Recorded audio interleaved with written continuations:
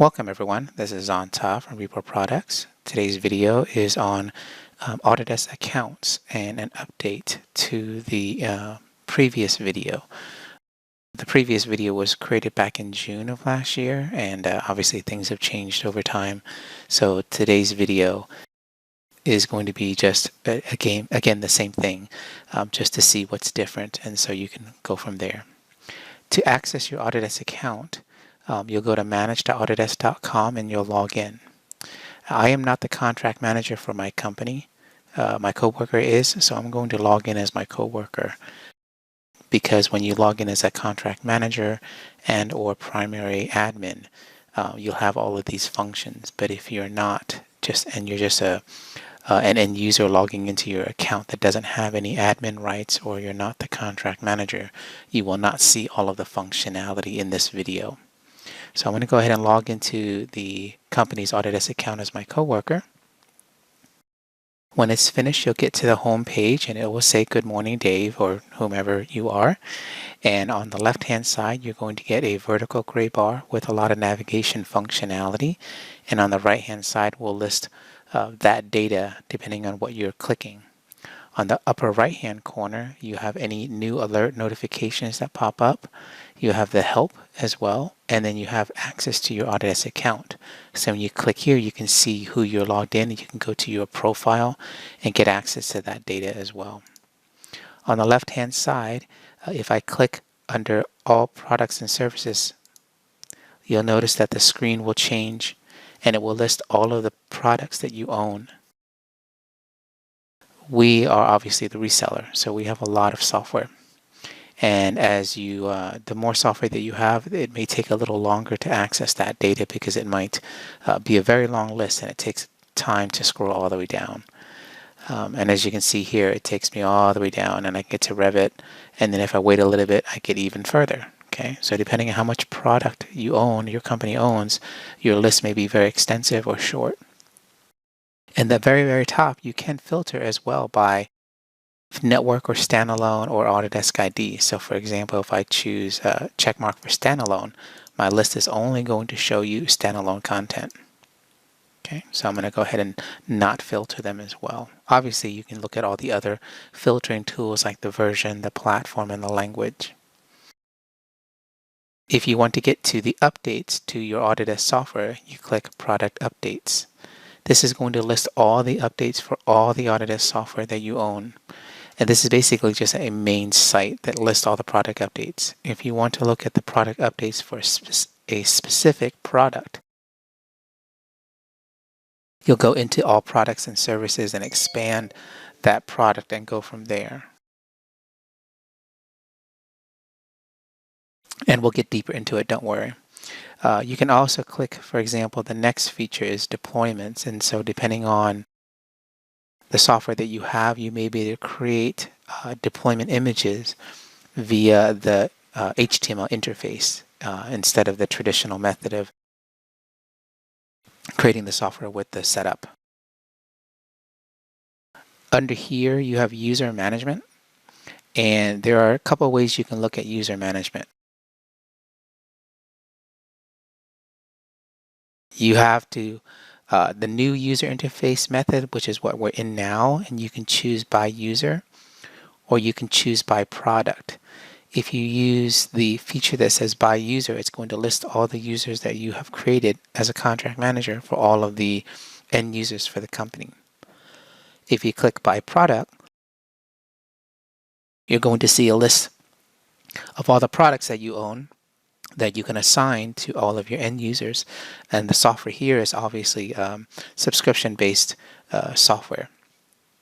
However, if you have older software, like perpetual software that was migrated into the new user named user methodology, you'll need to click Classic User Management, because those products were built slightly differently and how they were coded were slightly differently. So you may need to go to Classic User Management to get to your list of users and then adjust their editing rights here as well. You have Building and Orders. So if you click Building and Orders and click Subscriptions and Contracts, this will list all the contracts that you own, all the products that you own, and the actual contract number that's tied to those products. Okay. We'll get deeper into each one, don't worry. I'm just doing a quick overview. You have reporting, so you have insights that give you basic data about the team insights and all of the teams that you have set up and all the users that are in each of the teams. You can click My Insights to get into content about what product is being used and which tools are being used. You can go to Seat Usage to see how many total users you have, how many products were in use in the last 3 months or whatever time interval that you want, and then total number of seats as well. You have cloud services usage, and in here it's going to list all the contracts that you own and how many cloud credits you have and what's being used or not.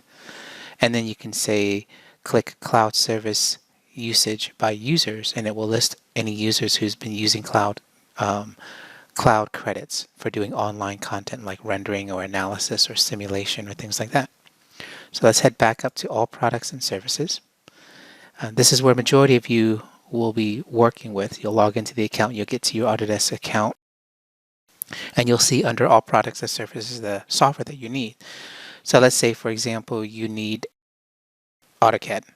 You would scroll down and look for AutoCAD, and depending on what you have and how it's purchased, for us, because we're resellers, we have obviously NFR, not for resale, seats, and we have subscription based, and we have perpetual based, and we have network based. So depending on what software you have, it will list exactly. So let's say, for example, I go and expand the drawer for AutoCAD, and it shows me I have X number of seats, what type of license it is, and whether it's perpetual, subscription, networked, okay, whether it's single user, multi-user.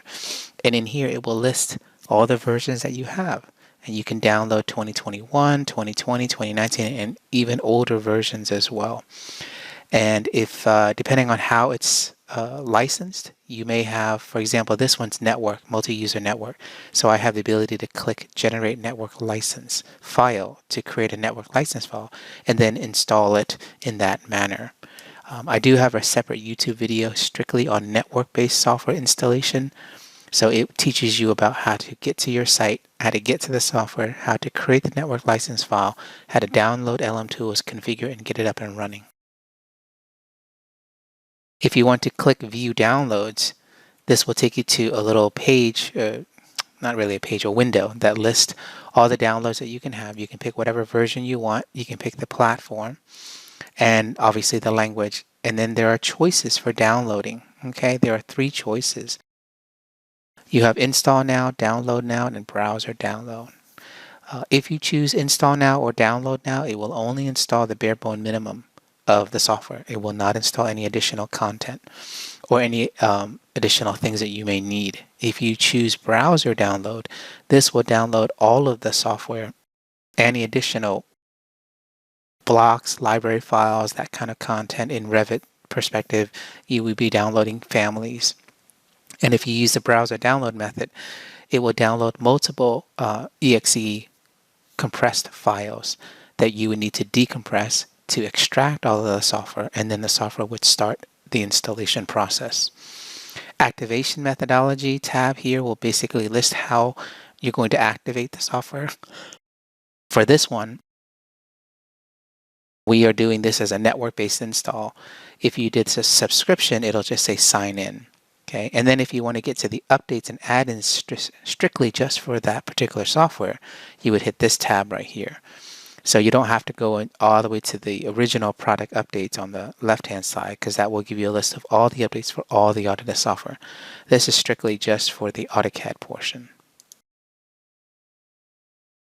If you want to, you can also click contract details, so you can jump over to what contract number that particular software is assigned to, and then obviously the terms, the start and end date, who the CM is, who the company is, and so on. So I'm going to click this little arrow to go back. And so it's pretty straightforward from the standpoint of the all products and services page. Just find what you need and go to download it. You can, if you need to, click this little cogwheel here to change the preferences of how you want to make the interface default.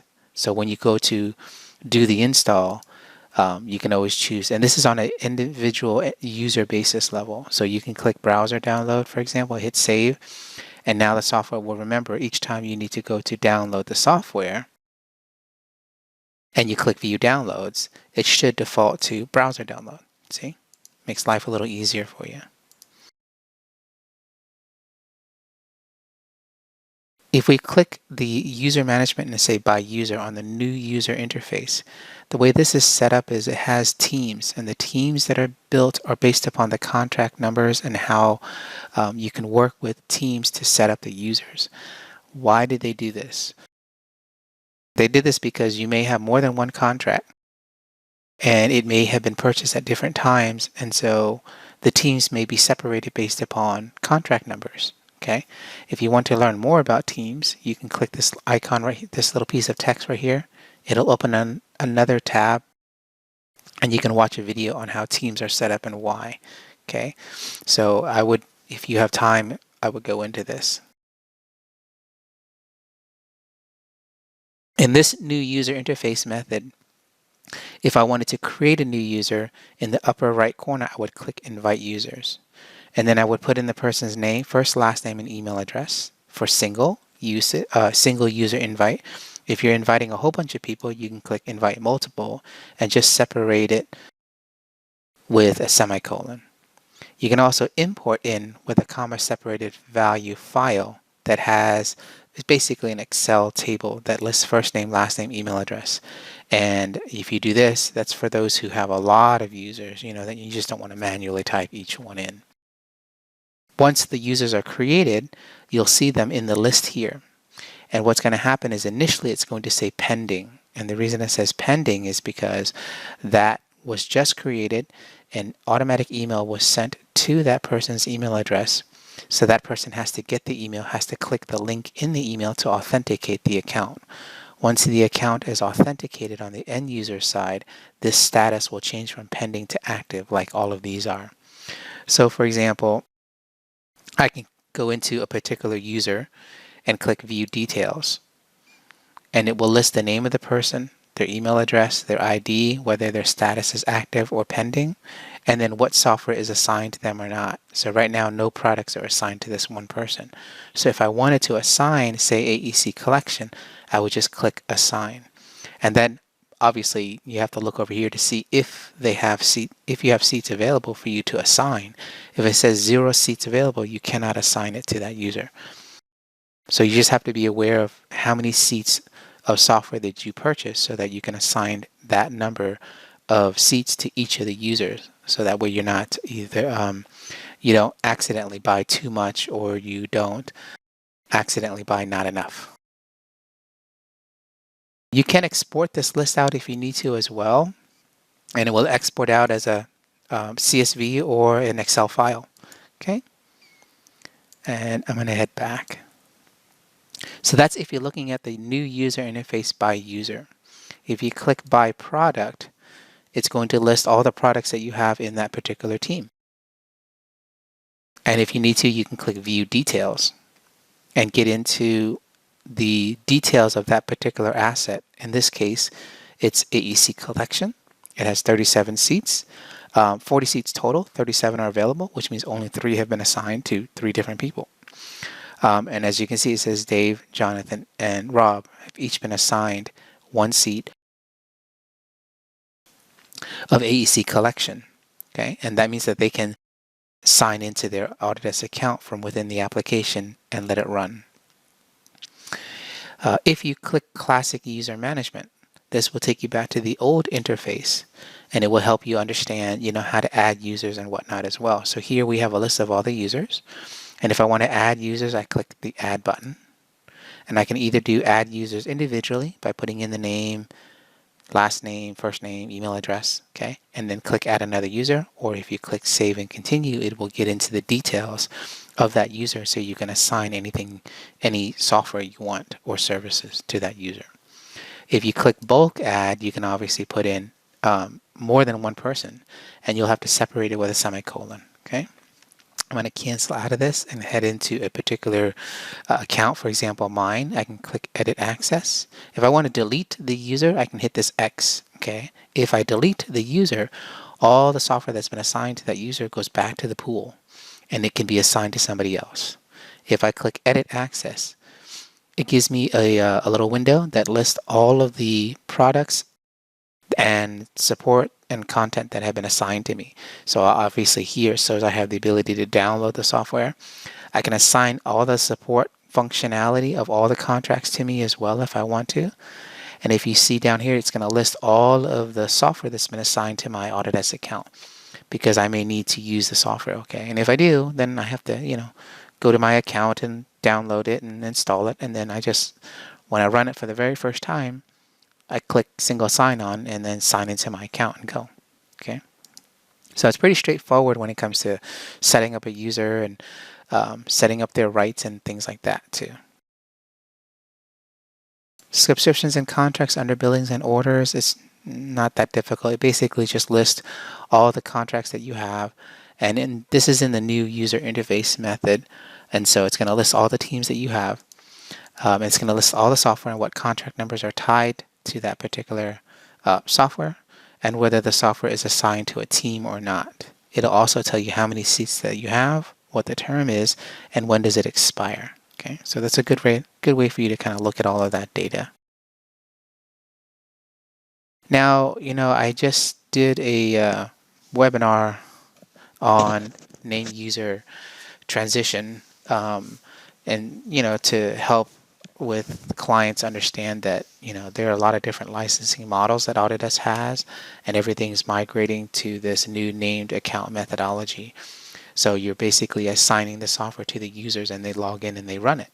And they don't have to worry about serial numbers. You don't have to worry about serial numbers. You don't have to worry about product keys. You don't have to worry about network-based installation and firewalls and all that stuff anymore. In that webinar, I also talked about the insights and the reporting aspect of it, and it also dealt with the different plans from standard to premium to enterprise level. And so depending on what level package that you have, you may or may not be able to see certain content. For example, standard package just gives you general overview information of what your software is, and whether it's assigned or not assigned, and who's using it and whatnot, how many people are using it. For example, if I click under seat usage, it just tells you total number of users and products in use, and then users by product. If I were to say click into view details for AEC collection, it gives me all the products that are being used, how many seats of them are being used for the total number of users. It doesn't go granular into here's the particular user, John Doe, and all of the software that he or she is accessing, and and more granular, that would be considered a premium level functionality. So our interface, again, since we're resellers, we see slightly different content than you do. Cloud service usage, if you are using the cloud credits, then it will list the data. And so, for example, here we've got just me using it. My other coworkers, they don't really use the cloud functionality stuff. But here you can, click and expand and see, how many renderings and cloud credits were used and what was it used for, and then how many you have remaining. Okay, and then you can always get more cloud credits. If you need to purchase cloud credits, go through your reseller, because if you just buy it straight off the web, you may not be getting the best price, and you may not understand the buying process.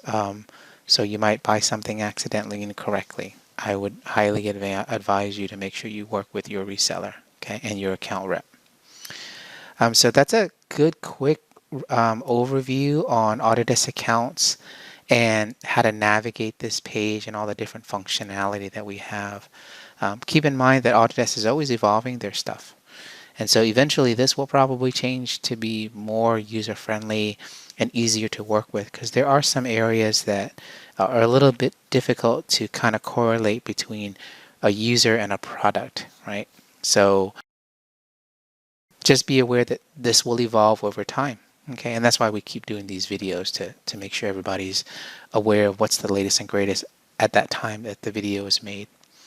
Hopefully this has been useful to you. You can always reach out to me if you need any questions answered, and I'll do my best to help you. Thank you very much for watching.